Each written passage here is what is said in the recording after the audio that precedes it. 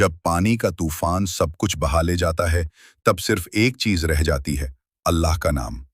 हमारी गाड़ी डूब चुकी थी, आंखों के सामने सब कुछ खत्म होता नजर आया, लेकिन उस वक्त भी दिल से निकला, या अल्लाह, सिर्फ तू ही बचा सकता है।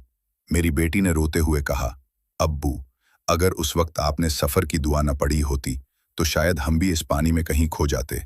और मुझे याद आया, बिस्मिल्लाह तवक्कलतु अलल्लाह ला हौला वला कुव्वता इल्ला बिल्लाह।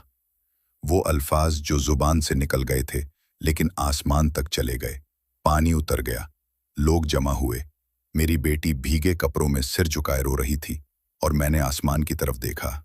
शुक्र है तेरा या रब, तूने हिफाजत फरमाई। गाड़ी भी सलामत, हम भी सलामत।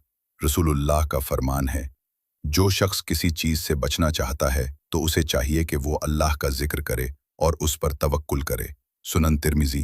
वक्त के इस पल में मैंने महसूस किया, हिफाजत किसी हेलमेट या हवादार कार में नहीं, हिफाजत कुरानी लफ्ज़ों में है, उन दुआओं में है जो रोज़ सुबह से लेकर शाम तक अल्लाह को याद दिलाती हैं।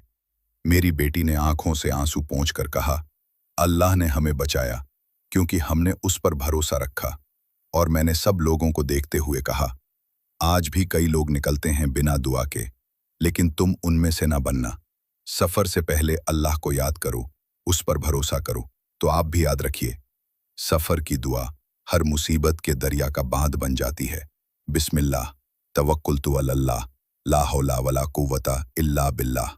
अल्लाह के नाम से मैंने अल्लाह पर भरोसा किया। ना कोई ताकत है, ना कोई कुव्वत, मगर अल्लाह की इजाज़त से।